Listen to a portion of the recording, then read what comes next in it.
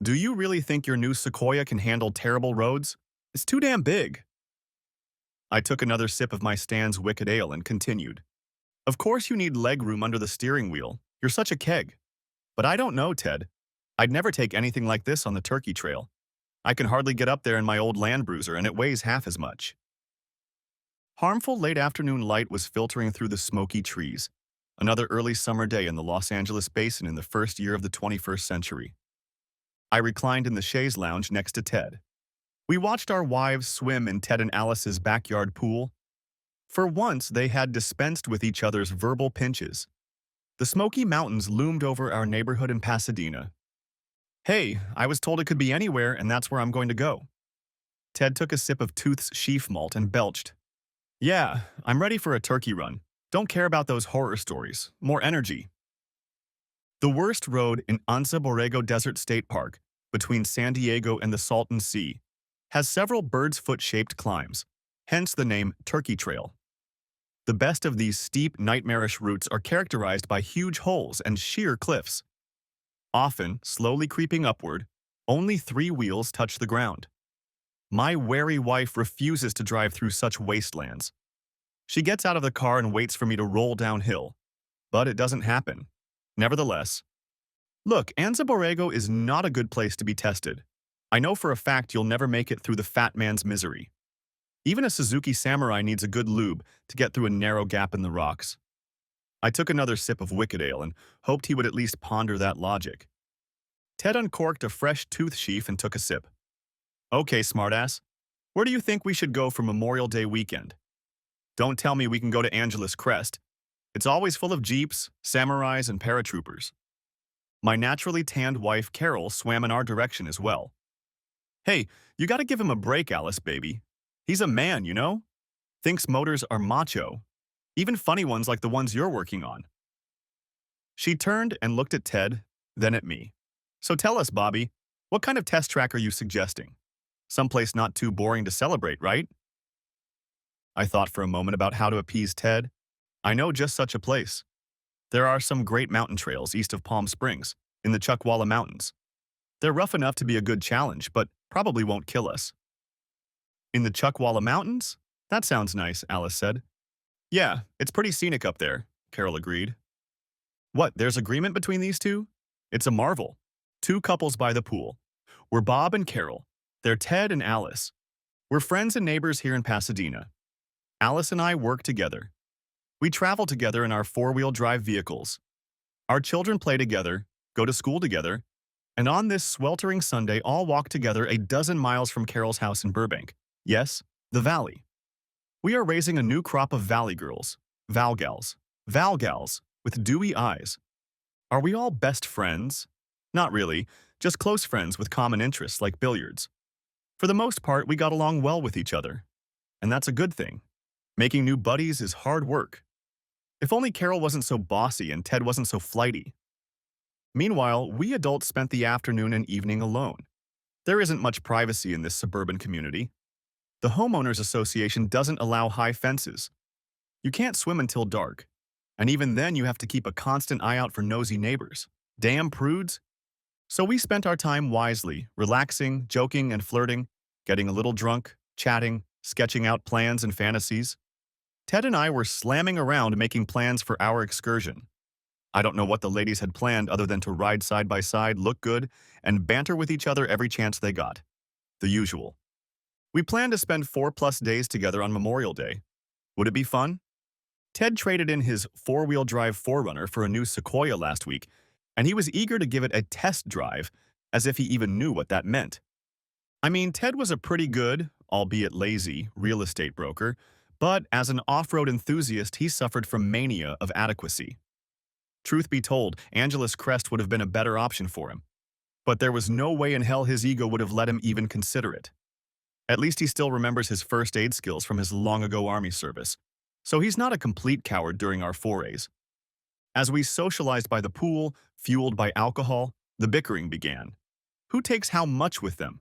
Who is responsible for food and supplies, and the eternal clash of characters? I'm focused, and Ted is relaxed and lethargic. Carol is dominant, and Alice can't take any crap. I don't take orders from you, Carol. Save that for your buddies. Alice resented. Carol, naturally, took charge every chance she got. It's a cause, not a consequence, of her running her own media marketing agency. And it's a result of her legacy. Carolina Carrillo Ortega is the scion of a leading old Spanish family that lived in California before its Mexicanization. Sarah's father founded the California missions in the late 1700s. Caballero Carolle's ancestors were with him. These Hidalgo families cultivate arrogance. Humility is not helped by the fact that Carol's ancestors were Hollywood studio executives, and she herself was raised as a privileged valley girl. In her business, she ruthlessly exploits her cramped old Valhalla clique. She knows how to play networking games. I love her to death, but sometimes she drives me crazy. Just like everyone else, pro or con. My pedigree is almost as high. I'm Roberto Pico Ortega, and my family owned most of what is now Los Angeles until all the Spanish and Mexican holdings were stolen by the gringos. Well, that's history. I'm not going to be the lizard who brags that her grandfather was a T-Rex. Carol looked up at me. So, Bobby, are we going to swim some more or get right down to business? What again?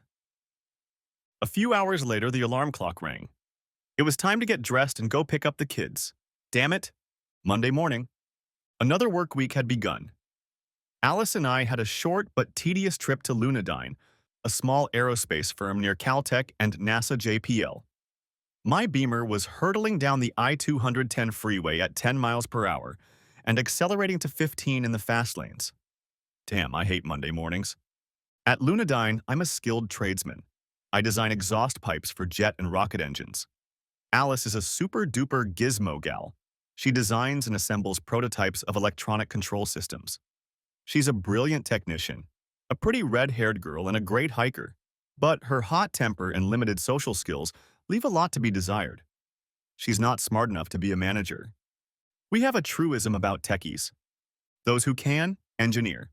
Those who can't engineer, manage. Those who can't manage, manage engineers. I've heard this is true in other technical fields. Alice and I are neighbors. We work together. We eat lunch together.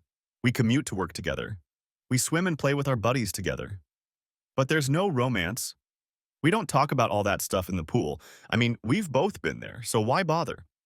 On the way to work, we talk about work, what our teams do, the usual political, religious, social, economic, and cultural crap, how humanity is screwing itself up, our four-wheeling roots, the past and the future.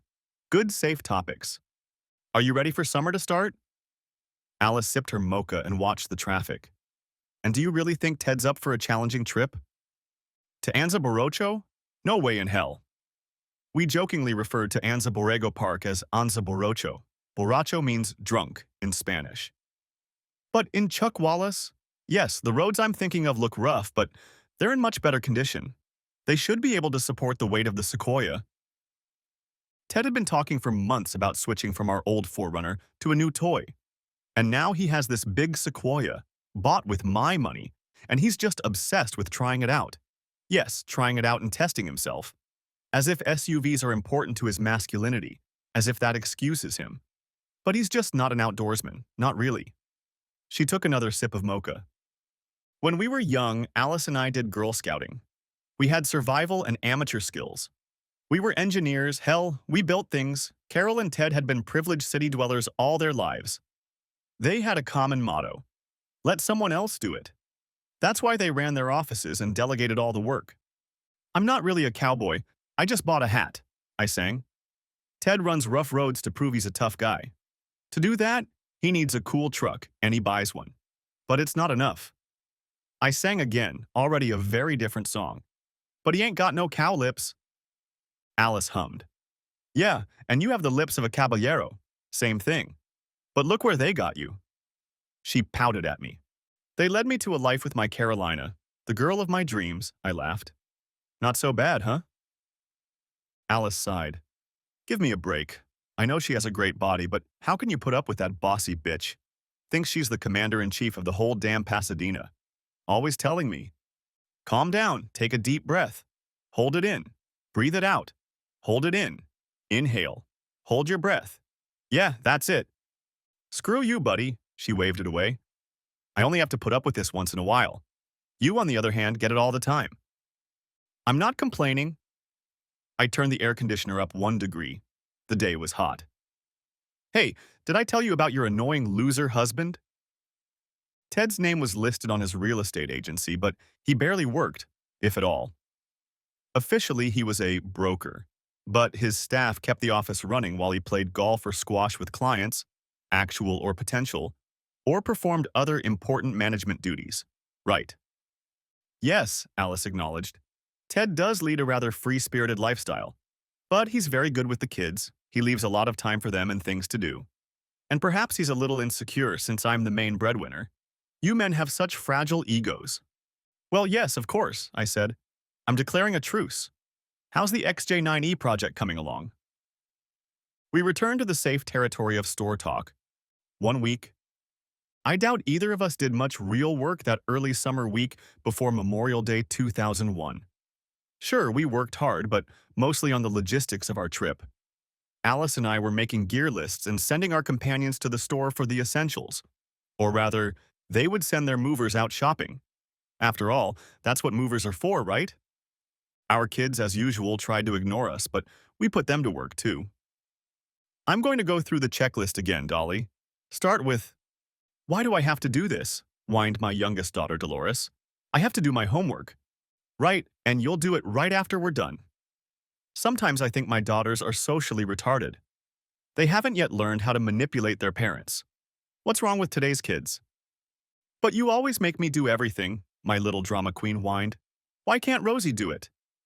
"Because Rosalita is busy helping your mom with her checklist. We are equal opportunity oppressors, you know. Now stop complaining and get on with your camping gear. Tent?" "I don't care about your stupid tent," I said firmly. "Check the tent. The sooner we're done here, the sooner you can do your homework, watch TV, play games, and call your friends. Of course, you can whine to them about us messing with you. But first things first, pattern." Okay. Yeah, it's a tent from Sierra Designs, the one that smells like moldy nylon shea. I mean shit. Language. Okay, what about poles, pegs, rain netting, and ground cloth? Yeah, they're all here, all that dirt. Okay, there's a dozen metal stakes here and none of them look bent, and so on, point by point. We checked out the camp gear, tools, spare parts, and everything we needed for the Land Cruiser. Carol and Rosie probably did the same with kitchen equipment, first aid kit, clothing, and belongings. I double-checked the maps and electronics myself. Alice was as meticulous as I was, and no doubt her kids, Suzanne and Carrie, did the same, except Daddy Ted wasn't much help. Sure, he pretended to test all the functions of his new four-wheeler, but he shied away from the real practical work and concerns. Let someone else do it. Some of the decisions were simple. The children would stay with Carol's family again, taking their pets with them. No dogs, cats, ferrets, or iguanas on this trip. Each couple took a tent and sleeping gear, a folding table and chairs, food, plenty of water and spare gasoline, various tools, and portable VHF radios as a backup for cell phones. In steep and narrow arroyos, cell service and GPS don't work very well, and the radios were free while cell service was not. At the conclusion of the inspection, non-perishable food items were listed and loaded. Careful organization in the style of an engineer is how to make an adventure survivable. Pay attention to reality. Ah, reality. What is reality? Reality is crucial. The old hippie definition. Who needs reality when you have a good fantasy? Reality is the key. A friend has an ancient panel truck with a rattling transmission. This message is painted on his dashboard.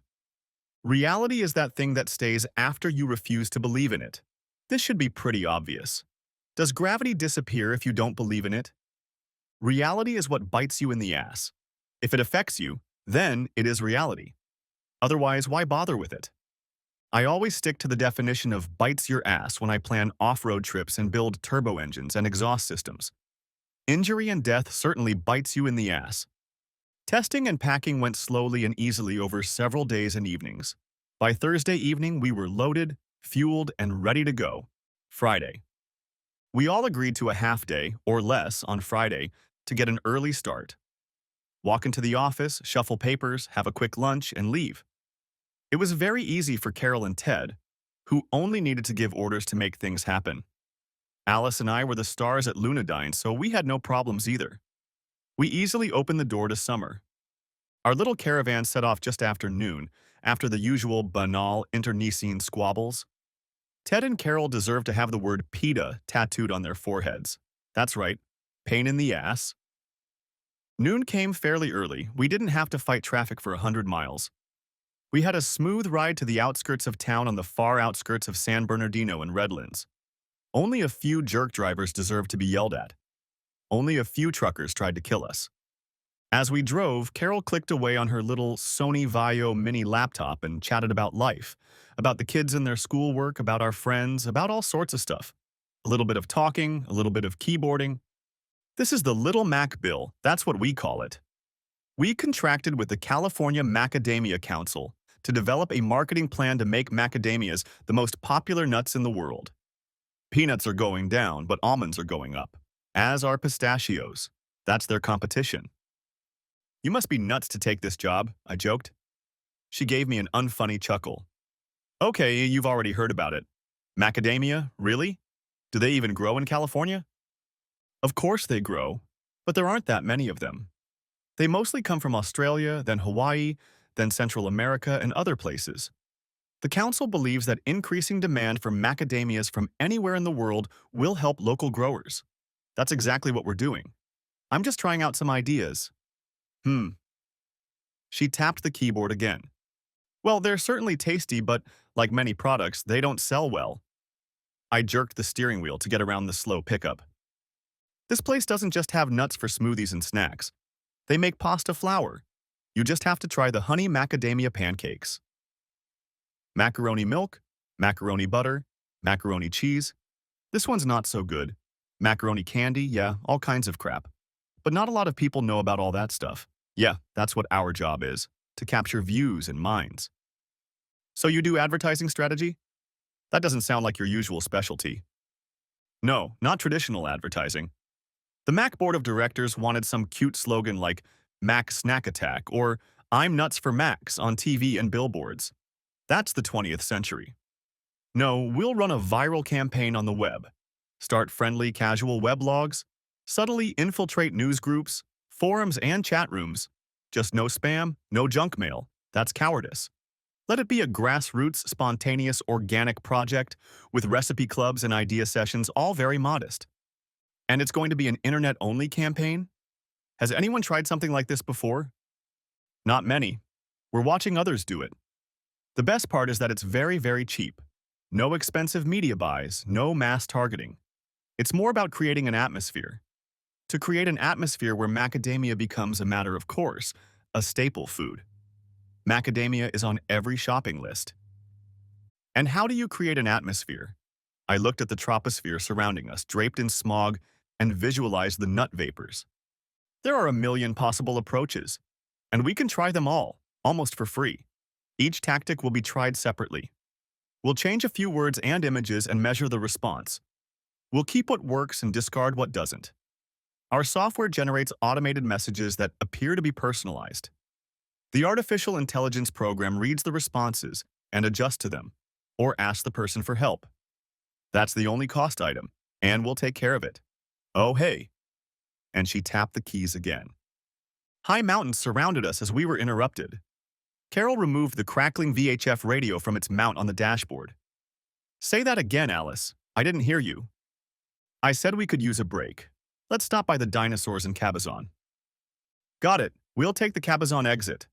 I'll see you under the Bronto. It was actually a hollow concrete apatosaurus, 150 feet long. There is no such creature as a brontosaurus, but that's what they called it when they built it. I rolled our sandy beige Land Cruiser up to the restrooms. Ted's red Sequoia pulled up right behind us. The women hopped in to use the restroom. Ted and I stretched out and watched the dinosaurs. Big Dinny, Alain Whoop, I think, and tall T-Rex. Cabazon is just a village in a deep cleft between high mountain ranges, San Bernardinos to the north and San Jacintos to the south.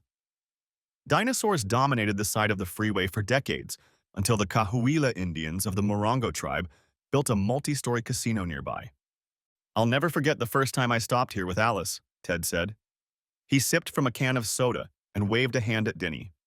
Even before we were married, I took her with me to a realtors conference in Palm Springs. We were driving down from LA, and she needed the restroom like today. She finished, and we went up the stairs to the gift store. There was no one there. And now it's a creationist museum. Those guys are really dumb. But that's okay with me, because they're not too critical of contract details. Hell, I like selling to cretinous fanatics. They'll believe anything. Even when he's right and funny, Ted can be annoying. Alice came out of the restroom looking somewhat annoyed, but not quite pissed off. Carol came out a minute later, walking even slower.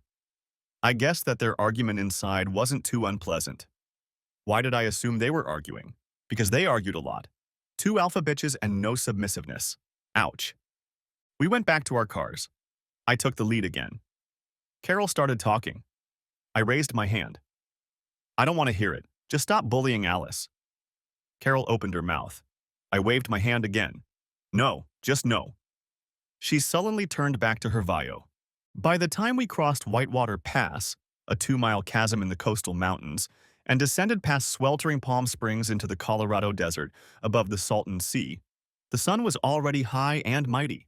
Waypoints, Desert Hot Springs, Palm Desert, Indio to refuel and snack on date shakes, then back above sea level and over Siriaco Peak into Chuckwalla Valley, south to the turnoff to the mine road in front of Desert Center. And here we were. We stopped behind the gravel road fence. Everyone got out of the car to stretch, breathe in the summer dust, and assess the situation. I waved at Ted, pointing to a map spread out on the hood of my Land Cruiser. He fussed. Where's the trail, Kimasabi? Ted covered his eyes theatrically and unnecessarily, looking around. The sun was already behind us. Over there, Tonto. I gestured to the southeast and smirked. Ted either didn't know or didn't care that Tonto was Spanish for idiot. I pointed to the map. We'll get off the trail at the Red Cloud Mine and head for Chuckwallas. The road past the mine is rough, but okay, and I know a good camping spot. Of course, we still have another 3 or 4 hours of daylight, but the sooner we get down tonight, the sooner we can get up in the morning. Come on down. We got in our saddles and rode down into the deserted mountains.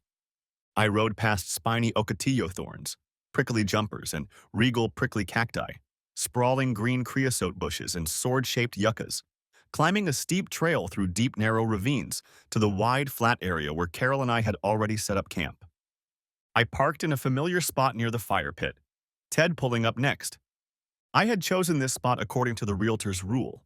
Spot, spot, spot, open yet secluded. No one could sneak up on us. Yes, it made a difference in privacy. But most importantly, there was a direct line of sight to the cell tower at Siriaco Summit from here. We called home to let them know we had gotten there okay. Everything is right, exclaimed Carol, jumping out of the Land Cruiser. We're out in nature again. So let's all get out in nature. I need to feel the air. Damn, this is great. We set up our folding tents, arranged tables and chairs, and organized a minimal kitchen. The campsite was ready. Carol turned on some salsa music on the tape recorder and started dancing. I joined her. Ted placed an icebox filled with chilled wine and beer under the table. Alice handed out drinks to everyone and twirled in a dance around Ted, her long, straight hair flowing like cherry cider. As we frolicked and howled, the sun disappeared behind the high western mountains. Ted and Alice cooked a hot supper, and Carol and I built a fire at Presto Log. No, we're not burning native vegetation. Dinner, wine, cleanup, jokes, and songs gazing into the flames. It was a good night. Saturday. We crawled out of our tents in tracksuits and grim smiles. Alice fired up the Coleman propane stove to boil water for a Mexican mocha. Instant coffee plus cocoa plus tequila. Ted made hearty burritos for us, breakfast of champions. We warmed up by the morning fire and, after Ted and Carol chatted a bit about business, began discussing the day ahead. There is virtually no cell service or GPS where we are headed. As soon as we leave camp, the phones will be dead. And any rock wall over 45 degrees high will block satellites and GPS. So let's keep our VHF radios on. Hints, barbs, and giggles sounded as we set up camp. Our gear was folded and repacked, tied down tightly to survive the shaking. The trash was burned, the embers of the campfire carefully snuffed out. The only traces we left behind were cold ashes and disturbed dust. We are responsible campers. It was a fun day. We traveled through dry scouring holes and uneven rocky trails to old mines and adits. To traverse the steep, muddy sections and weathered sinkholes, we had to chain the four-wheel drive vehicles together. We got dirty. When we set up at a remote campground in the evening, we were all sweaty, dirty, and exhausted. The showers we took at the campground came in handy, as did the sunrise tequila dessert. I'm getting ahead of myself. Our new campsite was within line of sight, barely, of a cell phone tower. We called home to see how things were going. Carol's folks handled minor childhood crises with their usual aplomb. No one missed us much. Carol and Ted plugged their mini laptops into cell USB adapters and called the office servers to transfer emails and notes. Everything was fine. Everything was fine except the weather forecast. We received a warning of a storm coming in from the southeast. The monsoon came a month early. Usually wet weather comes from the Gulf of Mexico in early July. Tucson's tradition is dry on the 4th, wet on the 5th. But not this year. It looks like the folks at Climate Change were right after all. The forecast says it may not rain until after Memorial Day, Monday, when we hit the road again, so no problems, right? Problems can wait until tomorrow. Oh dear. Coyotes howled in the distance. Strange lights flashed overhead, and a roar and rumble could be heard in the distance. No surprise. We were camped just north of the Chocolate Mountain Range, where the military practiced bombing and strafing anything. The strobe lights flashed. Coyotes sang again. Summer bugs flew and crawled. Navy and Marine Corps aviators whizzed by. I don't know about you, but these flashes thrill me. And Carol, too. More flashes and roaring overhead, howling and rumbling in the distance, followed by more rumbling and howling on the ground. Sunday morning. Dawn came earlier than yesterday. The camp was on the eastern slope of Chuckwallis and caught the glare of the sun rising over the vast expanse of the Sonoran Desert, stretching more than 100 kilometers to the invisible Colorado River, the west coast of Arizona. All around us were the soft calls of desert thrushes, white and mourning doves. We dressed lightly in shorts and t-shirts for another breakfast of champions. We rolled camp and drove up the slope, over the saddle and back down the west slope, into a tight network of deep rock ledges, towered over by creepy Joshua trees and bulky ironwood trees, just below the pinyon and juniper zone. As we descended the steep sandy slope, I made a mistake on a turn. We slipped and hit a hard granite piece of quartz monzonite hard. I pressed down on the gas pedal. The engine roared, but the car didn't stall. Uh-oh, Ted and Alice's Sequoia was driving ahead. I honked to get their attention. Ted carefully backed up. We all stood there looking at the situation. Nice move, smartass, Ted hummed. I was forced to agree. Let me take a look. I crawled under the car. The oil pan looked normal, as did everything else, except for the U-joint. It was broken. Damn. I climbed out and delivered the bad news. You brought your tools and parts with you, right? Carol demanded imperiously. Tools, yes. Lots of spare parts, yes. A spare hinge, no. I could put it back together if we had welding equipment, but we don't. I grimaced. What about soldering? Alice asked. You brought your soldering kit with you, didn't you, Ted? Yeah, it's there, Ted said. But will the soldering iron hold a U-shaped joint? I inquired. No, not under very hard use.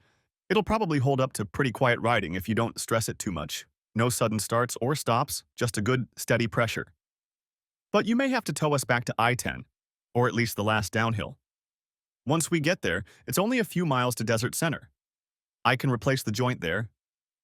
You'd better get your rations, Ted. We don't want to be stuck here all day, Carol ordered. Yes, Your Highness, right away, Your Majesty, Ted muttered, and started grumbling as he rummaged around in the rear compartment of the Sequoia. I grunted too, pulling hydraulic jacks and a toolbox out of recesses. We jacked up the disabled Land Cruiser. I climbed under the car. Alice handed me the necessary tools like a surgical nurse hands me forceps and a scalpel. Removing the broken part was easier than I expected because there was a strong, cool breeze blowing in from the southeast. The breeze was very refreshing, even humid. I crawled back out and Alice helped me stand up. Ted and Carol were standing a little farther away, talking quietly. I looked up at the increasingly overcast sky. Alice's eyes followed mine. I heard her swallow. Is that what it looks like? Alice asked. Yes, she had come to the same realization I had. The monsoon came very early, didn't it? A raindrop fell on my forehead. Another hit her glasses. I think I'd better get to work.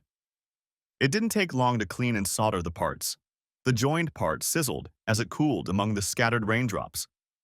I covered the hot part with a scrap of cactus to shelter it from the intensifying rain. Guys, I turned to Ted and Carol. The conference time is up. We need to get out of this shell now. They looked at me questioningly. I nodded toward the storm clouds sweeping over our peaks. This is the time and place for flash floods. Ted, grab the chains. Let's see, I said, looking around, then pointed to a hilly upland 100 yards away. We'll be safe there, but we must move. It was not easy. We chained the cars together and secured the cable from the Sequoia's front winch to a thick old tree halfway up the slope. Four-wheel drive and the winch were enough to pull the Land Cruiser out of the scour hole and almost to the anchor tree. And just in time. We heard a roar, almost as loud as that of the airplanes that had flown over us last night, but much closer and louder. The ground shook, the rocks rumbled, and then all hell broke loose beneath us, a frothy, furious downpour. Waves of muddy water carried boulders, uprooted brush, stumps, and cactus corpses, even an antelope. Another 90 seconds and we too would have been lost in the maelstrom. I looked at Carol sitting in the passenger seat. Her natural tan had discolored to an almost albino pink pallor. "Oh shit," she whispered. "That was damn close, wasn't it?" She shuddered. I reached for her. "That was too close. But we're safe now. From the flood, anyway. We'll get out of it, don't worry." I stroked her bare thigh encouragingly. I wasn't really worried myself. The VHF radio crackled. I pressed the button. "What's up, buddy?" Ted's cheerful voice sounded a little strained. "We're fine, thanks for your help. But we'd better get up on that level ground so I can go back underground and collect this sucker. There's a big pinyon pine over there that we can grab onto." A few minutes later, we were hoisted up on winches and brought to a stable position. The storm blew past the peaks. The wind and rain had subsided to zero. The overcast thinned and sunlight shone through. We stood together in unexpected calm. "Gee, that was exciting," Alice said. "So what now?" "We won't go anywhere for at least an hour," I said. "That'll be enough time to make sure we don't get flooded again, and for the sand to absorb the water and become hard enough to ride on." "Carol and I had an idea before we even got up here," Ted said.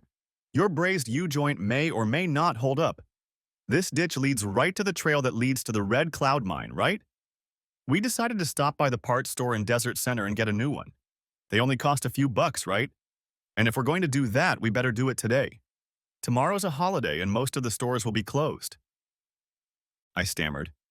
"Yeah, that sounds reasonable, but maybe you should take Alice? Why does Carol have to go with you?" "Because it was my idea. And anyway, I haven't ridden in Sequoia yet." There was determination in my wife's voice. Alice looked at Carol, then at me. "Let them ride." I thought perhaps she was annoyed at having to listen to their banal business chatter and entertainment. I hesitated, but seemed to be outweighed. "Okay, let me find the part number. Get a factory part, not one made in China. And keep a VHF just in case." We secured a tarp shelter on the trunk of the Land Cruiser and set up a table and chairs. We would be comfortable waiting. I walked down to the scour and stood on the packed sand, testing it for firmness. It seemed solid enough. The water had stopped flowing an hour ago. I climbed back up. Alice and I hugged and kissed our friends before they left. "You know what it's really like, don't you?" Alice turned to face me. "No, tell me." I really didn't warn her. "They want to spend time together for fun." I must have pictured a classic double take with my mouth open. "What, cheating on us? My Carol? Your Ted?" I shook my head. "That's what this weekend is all about. They planned it. Not the damage, of course, but they knew they'd find an excuse to get away together, to get away somewhere private." There was sadness in Alice's voice, but also conviction. "And what makes you think they were planning something? Ted's a little careless with email, passwords, and computer security in general. He sends everything to the kill folder, empties the recycled garbage can, even defragments. But he doesn't do any disk cleanup, so everything can be easily recovered. Besides being great with circuits, Alice was also a DOS, Windows, and Nix guru. She knew her shit. And she knew about security and encryption. Some little things he did and said made me wary. Hacking into his laptop was child's play. Carol's Vio should have traces on it too. Would you like to take a look? My insides rumbled, but not from hunger. Did I want to see proof of my lover's lifelong infidelity? Did I want to know I'd been turned a blind eye? Not really, but it's probably for the best. Let's see if she left it in the car. Carol picked up her purse, but not her laptop. I started it up. Alice took control and played it like the maestra she was. What's her usual password? I think she mostly uses her date of birth, the 20th of October 65. Okay, let's see. Oh yeah, right into her email. Nothing weird about that. Now I'll check her mail for the last couple weeks. Yep, there's a bunch of emails from Teddy, but they're encrypted with a different password. Alice tried several password cracking schemes. Maybe my birthday? I suggested. Wait, I have an idea. She pressed the key again and shrieked softly. Got one. Guess what? She used Teddy's birth date. She flipped through the decrypted message on the screen. There were glowing liquid crystal symbols, plots, plans, love notes. It looked like they'd been having fun for at least a few weeks. There were mentions of a project that might get them in trouble with the law, but none of the letters gave any details about the project. What kind of project is it? Alice muttered, almost to herself. Let me scan her My Docs folder tree. Tip, tap, tip, tip, tip, tip, tip, tip, tip, tip. No, there's nothing there, at least nothing obvious. Where else could it be? She opened a file manager window. Ah, yes, the memory card. I wonder what's on it. A few more keystrokes and again, yep, now the password is Teddy. Yes again. And then, oh shit. I crowd in next to Alice, our heads almost colliding. We read it together. Plans to defraud Ted and Carol's clients. Plans to move their accounts to offshore banks. Plans to get their money out of the United States. Plans to just abandon their families. Alice shook her head. I knew Teddy had some schemes, but I didn't expect anything like this. I didn't find any of it on his laptop. They probably both keep important stuff on memory sticks. Nothing on servers or local hard drives. If Carol had pulled the thumb drive, we'd never know. She looked at me. As long as they kept the computers offline with the memory cards inserted and pulled them out before plugging them in, no search would have turned up that stuff. The surest way to transfer data is to just give someone a flash drive. I let paranoia bite me. They can't think they can get away with something like this, much less 1, 2, or 3. They can't. They must have some plan to shift the blame. What's their backdoor? What's their scapegoat? Who can be fooled? Are we in danger? Alice's eyes dipped into mine. Do you think they'll try to burn us? Wouldn't you? I asked. Yes, the paranoia was deep. She turned to the keyboard again. I'll check the later files. Oh yeah, there you go. Damn, this is a setup. She swiped her finger across the screen. They'll run all the stolen money through our personal accounts and then fake their disappearance, but leave traces showing that we were the ones running the scams and took out our innocent spouses when they suspected something. They will go to Rio. We're going to jail. Nice. My head went spinning. This wasn't rocket science, this was even worse. Want to know what I was thinking and feeling at that moment? A whirlwind of explosions went through my head. Emotions raged inside of me. The loud, "this can't be," echoed in the empty corridors of my hopes. My gut cramped, almost to the point of nausea, confusion, pain. I looked at Alice. As you asked before, what now? Well, I think our happily married life is over, kaput. What can we do? Take this to the police? If Ted and Carol get caught, they'll spend all our joint money on lawyers. We'll be penniless, and our kids? Hell, I don't know what. I don't have family here like you guys do. No support system. She looked the saddest I'd ever seen her. I touched her chin. We're engineers. Let's structure the problem and the possibilities, right? She nodded. I continued. So our comrades are lost to us. They plan to screw us. No matter what we do, we're being divorced. What else is there left to do?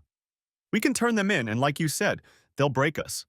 We can tell them we know what their plans are and just kick them out. And then they can fight for child custody, property division, all sorts of shit, and still break us. Can we shut down their business and break them ourselves? Can we? I left that thought unspoken, but Alice read my face. No, no physical attacks. That's not even a last resort. I sighed. I could never hurt Carol physically, no matter what she planned or did. I loved her too much. I saw similar feelings flash across Alice's lips, cheeks, and eyes. I sighed again. But the image stayed in my brain like a still from a death movie. Alice and I waiting on the slope. Sequoia is climbing back up the slope. We push a block of rock. It collapses, crushing the car and our fellow traders. What a tragedy. But no, we can't do it. I tried to reason logically again. Okay, what are our options? Snitch on them now or wait until we get home? Try to send a message, maybe to Lunadane, something to encourage us to show we know what's going on? I felt like I was grasping at straws. Alice brightened. That's a start. Can we see the cell tower? We can call the office phones. It's a holiday weekend, so the call will go straight to voicemail. We can tell them what we've learned. Then, if something happens to us, we'll have a trail to follow. And if there are arrests, we'll have documentation. And I have spare memory cards. I'll copy everything, and we'll have even more evidence. Good ideas, I said. But we still need to get out of here in one piece. So we should play dumb when they come back. In the meantime, it's okay. We'll just act like normal, but yeah, we should make preemptive calls. Start copying all the emails and notes. I'll try to find a good way to signal. I checked the topographical map. I had a good idea of our location, and the map showed a straight line to the cell tower from a nearby notch, a couple 100 feet above us. I see a good perspective. I turned to Alice as we walked up the slope. I held my Nokia phone like a water carrier's willow rod, looking for a stream. There were no streams. I climbed higher. No streams. I reached the notch. No. Maybe on the sides of the notch, I thought. I climbed up the cliff. A stack of granite boulders rose 25 feet above the surface of the slope. Many of the boulders reached 10 feet across. Spiny cacti protruded from some places. I carefully climbed to the top and pulled my cell phone out of my pocket. A lone streak. I've got a signal, I shouted. Then I shouted something without words. When I turned around, the rock had shifted. I mean, it had shifted. That is, the big damn pile of big damn rocks I had climbed on decided to go in a different direction. I mean, down. And me along with them. It's a very creepy feeling. Everything's silent. You're on top of the world. Then the world disappears and you fall. And the world falls with you. Not little pieces of the world. Huge pieces of the world, most of which are much bigger than you. And all of which are ready, willing, and able to thoroughly pound you into a strawberry mass. I've danced on this rocky scree with boulders as dance partners. Uh-oh. I was expecting to hear, a nothing but oblivion, but that didn't happen. When the sound resumed, I heard rumbling all around me. I didn't hear my ankle crunch. I did, however, hear myself mutter, "Oh shit." Do you believe in miracles? Up until that moment, no, not really. But after that moment, I was alive and awake and bruise-free, lying on an uneven sandy hill and completely unharmed except for a numb broken ankle. A miracle. Alice ran up the slope to where I lay. "Bobby, oh Bobby," she sobbed. She threw herself on the ground beside me. "Bobby, please be alive. Please don't die. Oh Bobby, Bobby." I shifted my gaze from the nearest peak to her tear-drenched face. "I'm not dead, Alice. I'm not even badly hurt, but my ankle is broken. That's all, I guess. Calm down, Alice." Alice clung to me, lay down on the damp sand, pressed herself against me, kissing my face and sobbing. "Oh shit, Bobby. I heard that rumble and I looked up and you were falling with huge rocks. I thought you were dead. You're my best friend, Bobby. I can't lose you. Oh shit, Bobby." Alice pulled herself together and sat up. She stood up and wiped the sand off her jean shorts. "You can't stay here. I'll take you to the Land Cruiser. Maybe, yeah, if you can stand on one leg, I'll support you." We slowly made our way down the slope to the car, me bouncing on my good leg with my arm around Alice's shoulders, step by step, stumbling. A couple times I almost fell into a thicket of prickly cacti. I sank down onto a folding chair. Alice moved my legs to the other chair so that my feet were on high ground, and I leaned back. It turned out to be an almost relaxed pose. "You can't stay there. I'll get the camp ready and tuck you into the tent. You need to lie out in the sun and weather until they come back." Alice fiddled with the gear, and soon I was lying inside snug, resting my feet on the air cushions. My head leaned against the tent door. She lowered herself to the ground beside me. You're a lucky man. Except you didn't get blown to bits, I mean. But I remember enough first aid rules from my scouting career. Your legs are up, you're not in shock, your skin isn't clammy, your pupils aren't constricted. Just pain. She looked into the medical bag.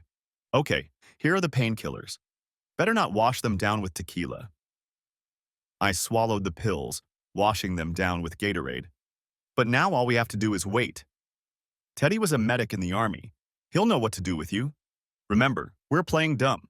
Don't let them get suspicious. We waited and chatted and made plans and waited. Sunday afternoon.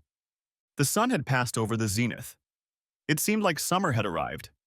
Ted and Carol had been gone for 5 hours. Okay, I can understand it took them an hour each to drive to Desert Center and back. But an extra 3 hours?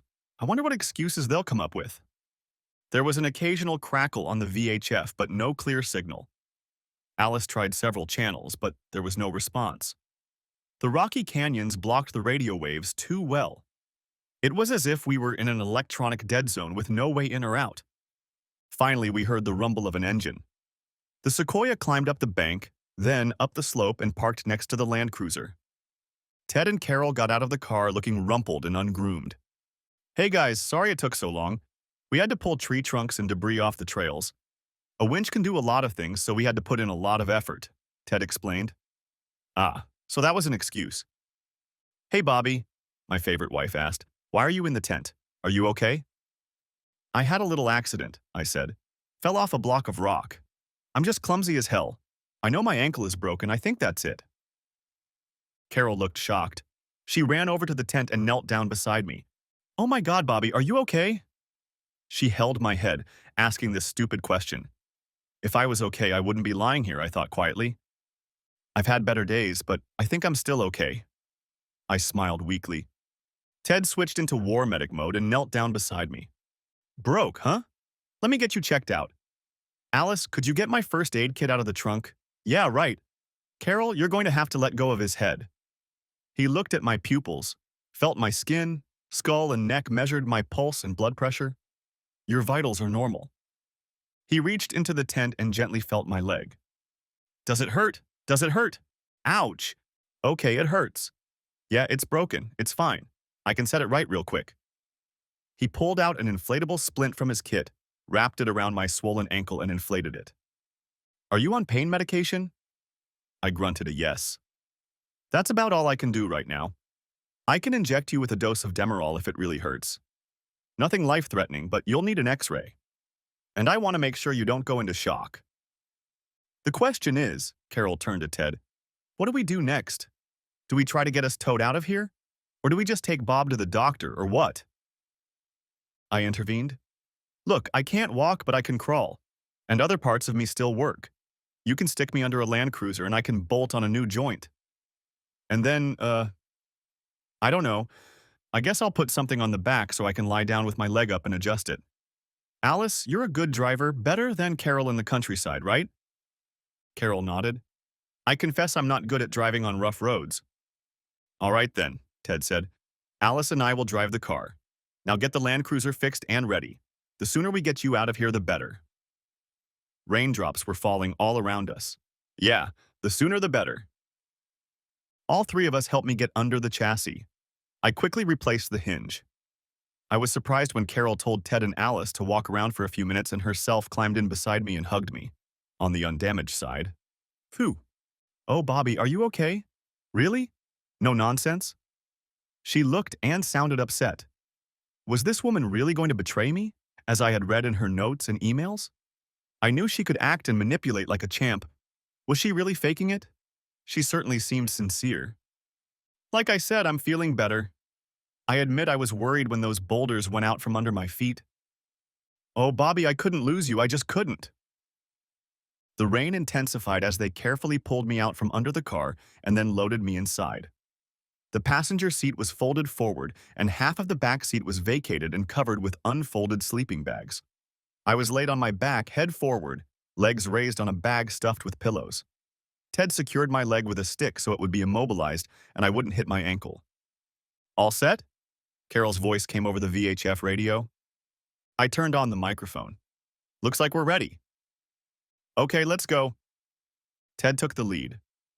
Alice kept a distance of about 20 yards and even less on the steep climbs. The rain had turned into a dense, dark downpour. I can't even see Sequoia. It totally sucks, Alice said. I couldn't see the surrounding area, just the unforgiving sky, but I had to agree. I clicked on the microphone again. Can you guys see anything up there? What does the track look like? Carol's voice came over the air. We're just around the corner in front of you. I think we're approaching a side scour and…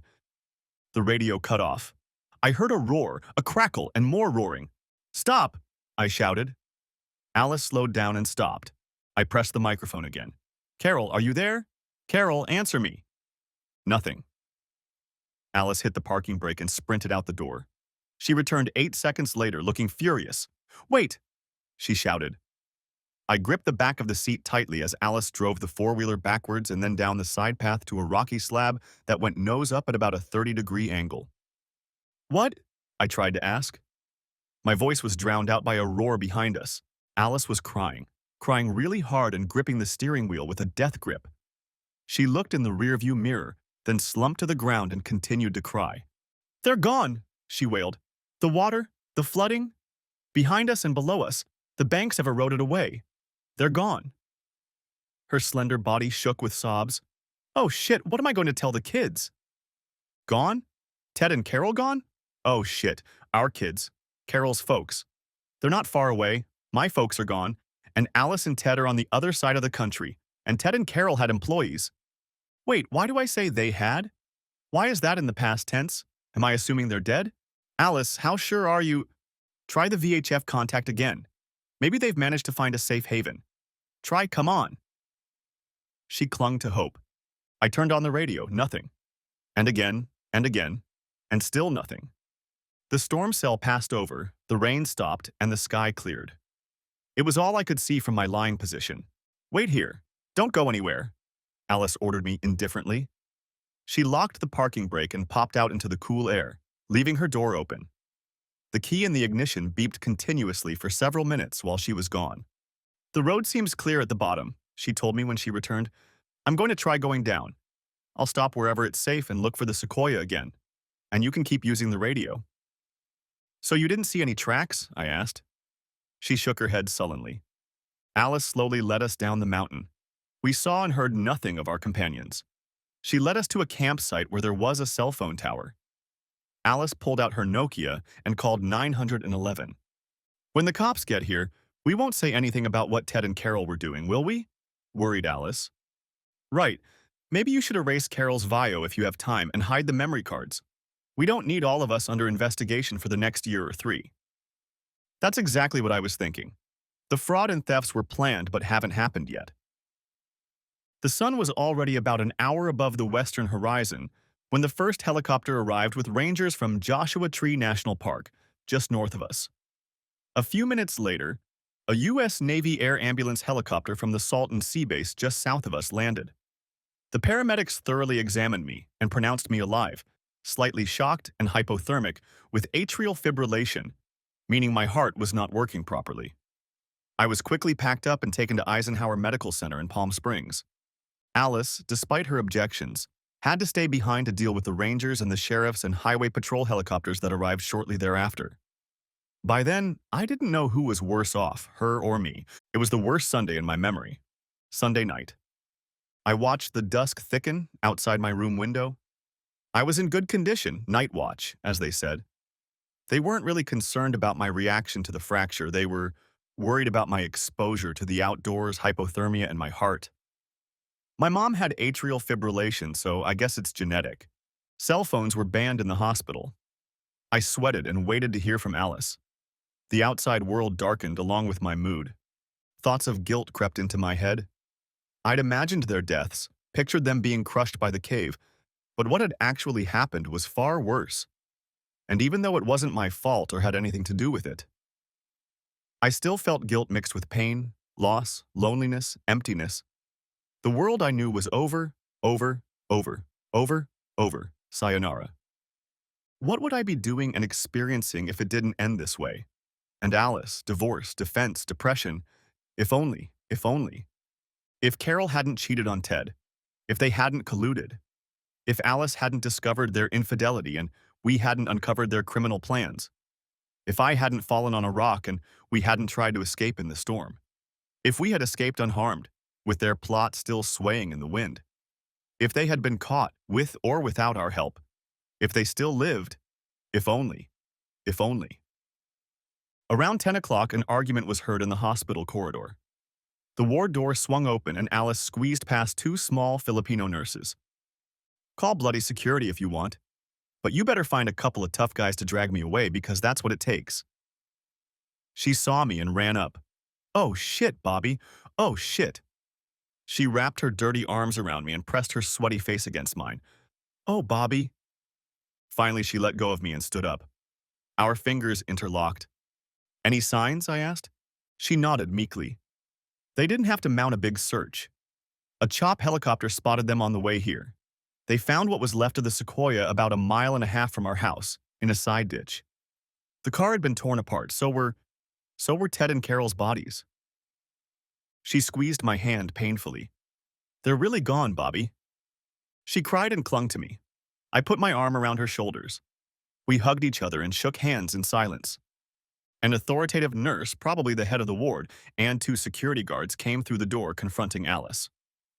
Look, we're not very strict about visiting hours in situations like this, but you shouldn't treat my nurses like this. Miss Olson, you have 5 more minutes and then my guys will take you out. Don't waste your time. The nurse left. The bandit stayed behind. I've called everyone, Alice said. Carol's folks are bringing all the kids here tomorrow. They wanted to book plane tickets and leave tonight, but I said no. My dad, Ted's mom, and your sister will meet us late tomorrow night at home. What are you doing tonight? I hope you're not going to attend the vigil. Ha! You're not sick enough for that. No, I got a room at a motel on the next street over. I need to get some sleep, but I'll be here in the morning and we'll figure out what's what. She leaned over and kissed me gently. Just a faint movement of her lips. I'm already thinking about the future, I said, squeezing her hand. We're great friends, Alice. We're not soulmates. We're not a romantic couple. She nodded and squeezed my hand in return. And I really want us to stay friends no matter what it takes. She nodded again. Yeah, I'd like to stay friends too, but maybe with benefits? Her half smile was unsure. It was my turn to nod and smile. We'll make it work. Epilogue. You know the story doesn't end here. We had long, tear-filled conversations with our families. Our children recovered faster than our older relatives. Life went on.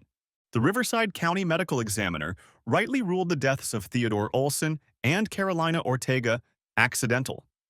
No one but Alice and I knew of their treachery and conspiracy. We buried them on Forest Lawn and hid the memory cards, just in case. Ted and Carol were largely insured. The payments paid off our mortgage and left a large college fund for our 4 daughters. Alice and I are still working, but not discouraged. Some of our work has already landed on Mars. Some are headed to the outer solar system. We were and are proud of our accomplishments. Ted and Carol's companies have been taken over by their second persons and are doing quite well without their titled executives. Alice and I own them half. The income is quite comfortable. We have decided that we are really friends with benefits and more. The Ortegas moved next door to the Olson house with the pool, and I moved into Alice's bedroom. All we had to do was rearrange the furniture. Our friends with benefits status lasted only a few months. We were married on Halloween Day in a quaint and spooky Gothic hall next to the Southwest Museum. The ceremony was a formal costumed masquerade. We were the brightest. Next chapter. Alice and I don't usually talk about what-ifs, but sometimes the topic crept up on us unbidden. We were lying in bed together. Hey, best friend, what now? She twitched her nose. Well, next time you can be the girl and I can be the rhino. How about this? What, this again? You know, it's funny. Yeah, I know. It's funny that we're here. We never could have expected. We never thought it would be like this. I had no plans for you. I really didn't. I know. You've always been the perfect gentleman. And I've always been a hard-working mother, and we've kept in our own lane. Do you think maybe they thought we were... And maybe that's why they went where they did. I loved Carolina madly. Still do. And I never thought about going anywhere without Ted, but they followed a different map. Malamapa, bad directions. But how did they get on this page? I shook my head. And what happened? Was it divine justice? Alice put her fingers to my lips. You should know better. They were careless, that's all. No magical retribution, no karma, no fate. Bad luck follows carelessness. They were careless. End of story. My trained engineering mind accepted this.